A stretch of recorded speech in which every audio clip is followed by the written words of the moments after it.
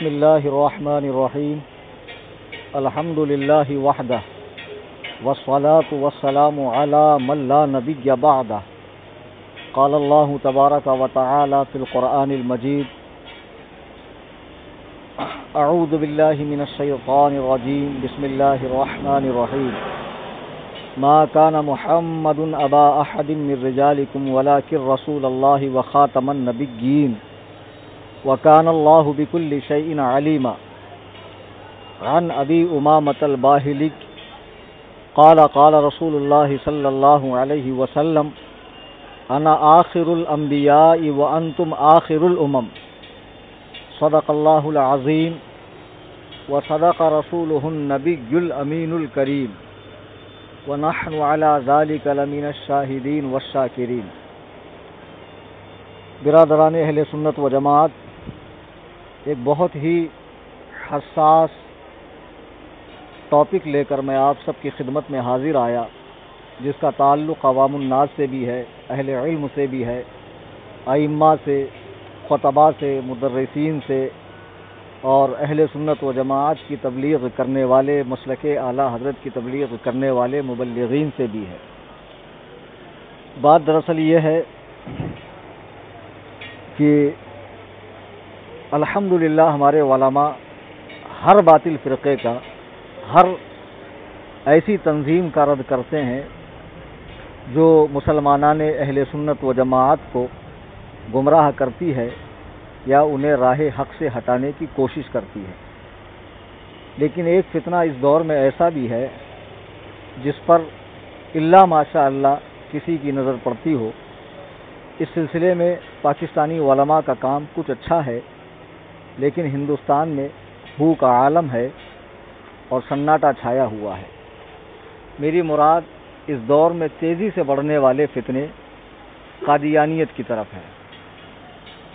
حضرات، بہت سے لوگوں کو ہمارے یہ بات نہیں پتا کہ مرزا غلام احمد قادیانی کون تھا اور قادیانی فرقے کے عقائد و نظریات کیا ہیں۔ مرزا غلام احمد قادیانی، جس کی پیدائش 13 فروری 1835 کو قادیان ضلع گرداسپور پنجاب میں ہوئی اور جو ذلت کی موت مرا 26 مئی 1908 کو، اصل میں یہ شخص نے شروع میں بڑا اچھا کام کیا اور عیسائیوں سے مناظرے کیے، اہل ہنوز سے مناظرے کیے۔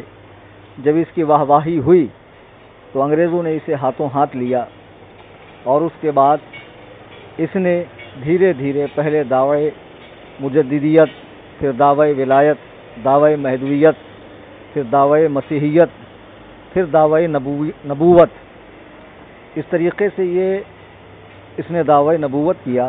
انگریزوں کو اس سے جو کام لینا تھا وہ یہ کہ ہندوستان میں اس وقت مسلمان علماء نے انگریزوں کے خلاف جہاد کا فتویٰ دیا تھا اور چھوٹی چھوٹی ٹولیوں میں مجاہدین انگریزی چوکی پر، انگریزی فوج پر حملہ کرتے تھے۔ تو مرزا غلام قادیانی نے جہاد کو حرام قرار دیا۔ وہ جانتا تھا کہ میں بحیثیت مولوی اگر یہ بات کہوں، بحیثیت مجدد اگر یہ بات کہوں تو بات وزندار نہیں ہوگی، تو پہلے میں اپنے آپ کو نبی کہلواؤں، اس لیے کہ نبی کی بات ماننا تو فرض ہے، جو انکار کرے گا وہ کافر ہو جائے گا۔ تو اس نے نبی ہونے کا دعویٰ کیا۔ اب یہ کس طرح کا نبی بنا؟ جب اس سے سوال ہوئے اور اب تک قادیانیوں سے پوچھا جاتا ہے کہ جب حضور آخری نبی ہیں، جیسا کہ قرآن کریم میں اللہ سبحانہ و تعالیٰ ارشاد فرماتا ہے، اللہ ارشاد فرماتا ما کان محمد ابا احد من رجالکم ولکن رسول اللہ و خاتم النبیین، کہ محمد صلی اللہ علیہ وسلم تم مردوں میں سے کسی کے باپ نہیں ہے، ہاں وہ اللہ کے رسول ہیں اور سلسلہ نبوت کے ختم فرمانے والے ہیں۔ اور جب ان کے سامنے احادیث پیش کی جاتی ہے تب وہ کہتے ہیں کہ مرزا وہ نبی ہے جس کی حدیث پاک میں بشارت ہے کہ قیامت سے قریب عیسیٰ ابن مریم نازل ہوں گے۔ تو وہ کہتے ہیں قادیانی کہ حضرت عیسیٰ علیہ السلام جن کو رفع آسمانی ہوا، یعنی آسمان پر اٹھا لیے گئے، وہ حقیقت میں فوت ہو چکے ہیں، وفات پا چکے ہیں، اور ان کی جگہ جو آنا تھا وہ یہی مرزا غلام قادیانی ہے، جو ایک پہلو سے نبی ہے، ایک پہلو سے امتی ہے، یعنی بروزی نبی ہے، ذلی نبی ہے۔ رسول اللہ صلی اللہ علیہ وسلم سے اس قدر عشق ہوا اسے، اس قدر اس نے محبت کی، اطاعت کی کہ اللہ نے اسے درجہ نبوت پر فائز کر دیا۔ مسلمانوں کے بچے بچے کا یہ عقیدہ ہے کہ سرکار دو عالم صلی اللہ تبارک و تعالی علیہ وسلم کے بعد کسی بھی معنی کے لحاظ سے نبوت کو باقی سمجھنا، جاری سمجھنا، بروزی ہو، تشریعی ہو، غیر تشریعی ہو، ذلی ہو، یا کسی بھی معنی کے لحاظ سے کفر ہے، کفر ہے، کفر ہے۔ حضرات، مرزا غلام قادیانی پر سب سے پہلے کفر کا فتویٰ لانے والے بلا شک و شبہ اعلیٰ حضرت امام احمد رضا خان بریلوی رحمۃ اللہ تعالی علیہ ہیں، جنہوں نے حسام الحرمین شریف میں علماء عرب سے اس کے کفر پر فتاوے حاصل کیے سب سے پہلے، اور رد قادیانیت پر اعلیٰ حضرت نے 6 کتابیں بھی لکھی ہے، اور اس سلسلے میں تمام مسلک کے علماء ایک ہوئے اور سب نے احمدیوں کو کافر قرار دیا ہے۔ بات یہ ہے کہ احمدی کافر قرار دیے گئے، مسئلہ یہیں ختم نہیں ہوتا ہے۔ ان لوگوں کو جب ہندوستان پاکستان کا بٹوارا ہوا تو مرزا کا جو بیٹا تھا اور ان احمدیوں کا دوسرا خلیفہ مرزا بشیر الدین محمود احمد کر کے، اس نے پاکستان ہجرت کی۔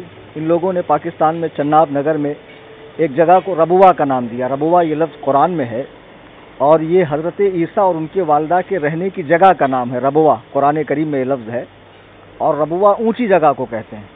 اب اس خبیث نے پاکستان میں جا کے ایک شہر جس کا نام کچھ اور تھا اس کو ربوہ نام دے دیا، وہاں یہ لوگ رہنے لگے۔ پھر پاکستان میں 1974 یا 75 میں ان کو کافر قرار دیا گیا۔ مسلمانوں سے نام رکھنا، اپنے پوجا گھر کو مسجد کہنا وغیرہ وغیرہ، ان پر پابندیاں لگا دی گئی۔ پھر جو ان کا چوتھا خلیفہ تھا مرزا طاہر، جو مرزا غلام احمد قادیانی کا پوتا ہے، یہ لندن بھاگ گیا۔ لندن میں انہوں نے مسجد قائم کی، الفضل نام ہے، وہیں انہوں نے قصر خلافت قائم کیا، اور وہاں اس وقت ان کا 5واں خلیفہ مرزا مسرور احمد ہے۔ اب دیکھیے، وہاں بیٹھ کر انہوں نے ایک ٹی وی چینل شروع کیا، MTA۔ اب باقاعدہ جو پڑھا لکھا طبقہ جو دین سے دور ہے، جو علماء کے قریب نہیں آتا یا بیانات میں حاضر نہیں ہوتا، دینی کتابیں نہیں پڑھتا، یا پھر انٹرنیٹ کے ذریعے دین سیکھتا ہے، ایسے لوگوں کو پکڑ کر ان لوگوں نے معاذ اللہ اپنی بیعت کروائی، اور مرزا غلام احمد قادیانی کذاب کی نبوت پر معاذ اللہ ان لوگوں کو راضی کر لیا کہ مان لیں کہ یہ اللہ کا نبی ہے۔ اور اس طرح دیکھتے دیکھتے آج احمدیوں کی تعداد 4 کروڑ ہو چکی ہے۔ مسلمانوں، ہوش کے ناخن لو۔ مرزائی ہماری طرح ہی 5 وقت نماز پڑھتے ہیں، رمضان کے روزے بھی رکھتے ہیں، تلاوت قرآن بھی کرتے ہیں، اور ائمہ اربعہ میں سے کہ بہت سے مسائل کو مانتے بھی ہے، اور تمام چیزیں ہیں، لیکن ان کا ہمارا اصل نقطۂ اختلاف سرکار کی ختم نبوت ہے۔ سرکار کی ختم نبوت ہے۔ مسلمان ہرگز یہ برداشت نہیں کر سکتا کہ کوئی سرکار کے بعد نبی پیدا ہونا ممکن لکھے، کہے، یا کسی کو نبی مان لے۔ حضرت عیسیٰ کا دوبارہ تشریف لانا، آپ پرانے نبی ہیں، نئے نبی نہیں ہیں، وہ پہلے آ چکے ہیں، دوبارہ ان کا ورود مسعود ہوگا، وہ پیدا نہیں ہوں گے۔ بہرحال کائنات کے بدترین کافروں میں، مرتدوں میں، زندیقوں میں ان احمدیوں کا شمار ہے۔ آج یہ بڑی تیزی سے پھیل رہے ہیں۔ یہ لوگ اپنے علماء کو، اپنے عالموں کو مربیان کہتے ہیں۔ ایک عالم ہے، اس کو مربی کہتے ہیں۔ افسوس کی بات یہ ہے کہ بمبئی میں تک قادیانی پھیل رہے ہیں۔ مہاراشٹر کا علاقہ عثمان آباد میں گیا ہوں، وہاں کے چھوٹے چھوٹے دیہاتوں میں جہاں لوگ غربت ہے، مفلسی ہے، تنگ دستی کے شکار ہے، ایسے لوگوں کو پیسہ پانی دے کر یہ لوگ اپنی جماعت میں شامل کر رہے ہیں۔ مہاراشٹر کا ایک شہر اورنگ آباد ہے۔ میں ایک مرتبہ رمضان کریم میں وہاں گیا تھا، تو وہاں کے قرب و جوار میں، اورنگ آباد شہر کے، وہاں بھی قادیانیت پھیلتی جا رہی ہے۔ اب ایسے میں ہماری کیا ذمہ داری ہے؟ دل پر ہاتھ رکھیں اور سوچیں کہ بروز قیامت آمنہ کے لال کے سوا ہمارا کوئی سہارا نہیں ہے، اور سرکار دو عالم صلی اللہ علیہ وسلم نے اگر اپنے رخ انور کو پھیر لیا تو پھر ہمارا کیا ہوگا؟ ہمارا دینی فریضہ یہ ہے کہ اپنے مسلمان بھائیوں کو اپنے سنی صحیح العقیدہ بھائیوں کو گمراہیت کے راستے پر جانے سے روکیں، اور جیسے ہم وہابیت و دیوبندیت کا، اہل تشیع کا، اہل قرآن کا اور دیگر فرقہائے باطلہ کا رد کرتے ہیں، ٹھیک اسی طریقے سے کچھ نہ ہو تو کم سے کم ائمہ حضرات مہینے کے کسی ایک جمعہ میں سرکار کی ختم نبوت پر بیان کریں۔ مسلمانوں کو بار بار یہ ذہن نشین ہونا چاہیے کہ سرکار آخری نبی ہے، آپ کے بعد قیامت تک کسی معنی کے لحاظ سے بھی کوئی نبی پیدا ہو ہی نہیں سکتا ہے۔ اور جو بڑے بڑے جلسے، کانفرنسیں وغیرہ ہوتی ہے جس میں علماء کرام مدعو کیے جاتے ہیں، ہندوستان کے مشہور علماء ہیں، ان کا بھی کام یہ ہے کہ وہ سرکار کی ختم نبوت پر اور خاص طور سے قادیانیوں کے کفر و ارتداد پر اور ان کے حوالے سے مرزا غلام قادیانی کی کتابوں میں جو انبیاء علیہم السلام کی اللہ سبحانہ و تعالیٰ کی گستاخیاں ہیں وہ ساری کھول کھول کر بتائیں تاکہ لوگ اس فتنے سے بچیں۔ الحمدللہ فتنہ غیر مقلدیت کے حوالے سے آپ سب جانتے ہیں کہ میری تقریریں ہوتی، 28,000 کتابیں میں نے لکھی ہے، لیکن اب اس کے بعد جو بھی تقریریں میری ہوں گی ملک کے کسی حصے میں بھی انشاءاللہ الرحمن میں قادیانیت کے حوالے سے لوگوں میں ضرور بیداری پیدا کروں گا، اور بھرپور رد انشاءاللہ الرحمن ان قادیانیوں کا ہوگا۔ اور سال آئندہ یعنی انشاءاللہ الرحمن 2018 میں میری 3 کتابیں رد قادیانیت پر بھی آ رہی ہے، جو ایک دم عام فہم انداز میں عوام الناس کے لیے لکھی گئی ہے۔ میرے بزرگوں اور دوستوں، یہ ایک بہت بڑا فتنہ ہے۔ آپ جب دیکھیں گے باقاعدہ ٹوپیاں ہیں، ہاتھ میں تسبیح ہے، چہرے پر داڑھی ہے، امامہ بھی ہے ان کے خلیفہ کے سر پر، اور ایک مشت داڑھی بھی ہے، لا الہ الا اللہ محمد رسول اللہ کلمے کا ورد بھی کیا جاتا ہے، قرآن کریم کی تلاوت بھی کی جاتی، اس کے باوجود بھی یہ لوگ سرکار کے آخری نبی ہونے کا انکار کرتے ہیں اور سلسلہ نبوت کو باقی سمجھتے ہیں۔ ذرا ان سے اتنا پوچھیے کہ اگر سلسلہ نبوت باقی ہے، جاری ہے، تو یہ بتائیے کہ رسول اللہ صلی اللہ علیہ وسلم کے بعد سے مرزا غلام احمد قادیانی کے تک کوئی نبی آیا کہ نہیں آیا؟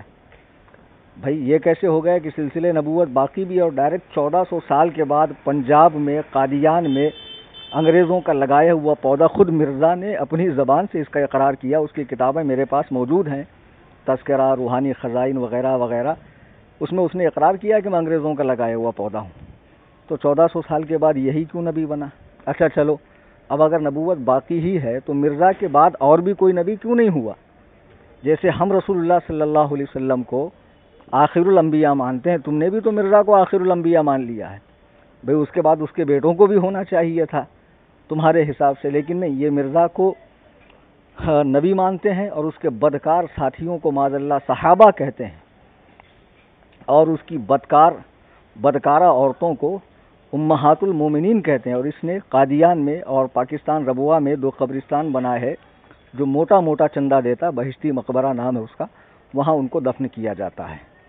یہ فتنہ افریقہ میں تیزی سے پھیل رہا ہے، بہت تیزی سے، چونکہ صومالیہ میں، تنزانیہ میں، یہ افریقہ کے یہ ممالک بہت غریب ہیں، یہاں تیزی کے ساتھ قادیانیت پھیل رہی ہے۔ لندن میں میرے بہت سے شاگرد ہوتے ہیں، دوست احباب ہوتے ہیں، وہ مجھ سے رابطہ کرتے ہیں۔